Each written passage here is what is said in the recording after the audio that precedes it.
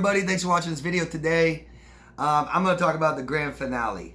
And it's nasty. That's what I'm talking about. And I really don't hear a lot of people talking about this much. You hear often in narcissist relationships like the cycles of abuse. But I don't hear people talk about how they end sometimes. And this doesn't always happen in every relationship you have with a narcissist, and it's not exclusive to narcissists. Big time histrionic, borderline, sociopath, psychopath too. So I've experienced it, and I may share. I have shared a little bit before. I may today, but I just want to bring this up because, man, it is just so bad. And for those of you who have experienced something like this, I hope this offers some validation, some understanding. But so first, I just want to go over just real quick the 4 stages of abuse cycle coined by Lenore Walker.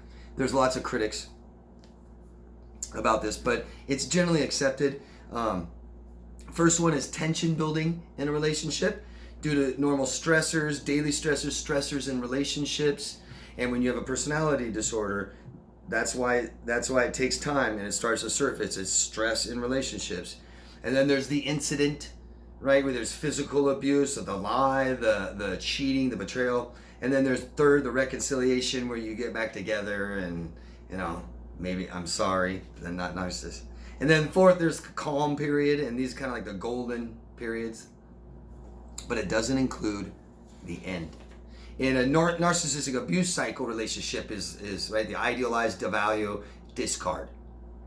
And this can be really quick. So, there's lots of narcissists out there that, just kind of swing from a branch like Tarzan and just kind of go one person to the next, and they can really pump you up. And, this is common for men, male narcissists who just want to get in women's pants and have sex with them. It's like they build them up, you're so amazing, and then right the second they get what they want, they're out, right?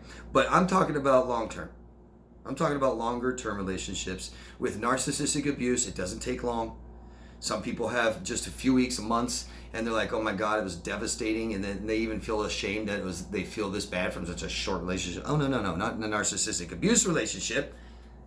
I'm talking over time, where there's just tons and tons of triangulation, gaslighting, betrayal, maybe cycles of this, maybe that kind of cycle too. Just over and over and over again until it just breaks you down. Till you have lost your value to them. Okay, really important is why they discard. You've lost your value. What they want from you, they don't want anymore. What they got from you, they don't want it or need it. Maybe there's someone else. But those aren't reasons to leave you. Right? I mean, not many narcissists, because they idealize you and then they start criticizing you. From that moment on, they don't like you. They hate you. But they still might get what they need from you. You might be of some value, so they'll keep you around. They might still be somebody else. Many narcissists out there cheating all the time, still married, still together with you, still saying, I love you, you're the only one, babe. Right? But you end up knowing who they are, and the stress becomes too much.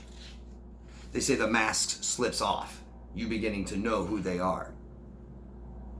And the relationship is over and they'll discard you. But they can't leave that way. They can't leave that way. They can't leave you knowing who they are, because anything they know about who they truly are is shame and hate. Bad. They hate themselves. They feel horrible. That's what all of this posturing and overcompensating is about. And once you see who they really are, because when you do, it's gross, isn't it? And they can't leave that way. It matters because this is a failed relationship. It has to be your fault. You have to be the bad one, right? Remember, this isn't all about you. This is all about the narcissist. They're a narcissist. This isn't about you at all, okay? So you have to be the bad person, not them. How they treat you is how they feel about themselves. So how do we get someone to be the bad person? If it's just you two in the room, say, nobody else, just you two, how did I make you the bad person? I tell you, they do that. I deny everything that I do. I don't take it. It's all your fault. You're the bad person. You're horrible. They do that. Is that enough? No. Not for the grand finale. They punish you. What do we do? What do parents do? What happened to us when we were bad children? We were punished. Parents punished. We punished people who were bad, and they punish you. They're going to leave. And they'll do it when you least expect it. They'll do it suddenly, and they'll be brutal. Brutal. They might have tons of commitments with you together, like financial commitments. Might be when you need them the most, when you're sick. I know lots of people who've been married for 30, 40 years, and their husband leaves them when they're on the surgery table, literally.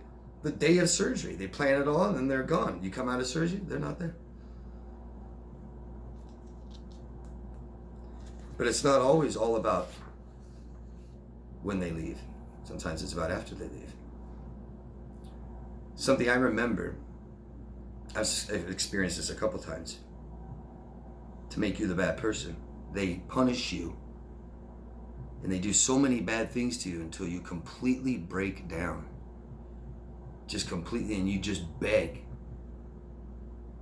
You just beg for something, please.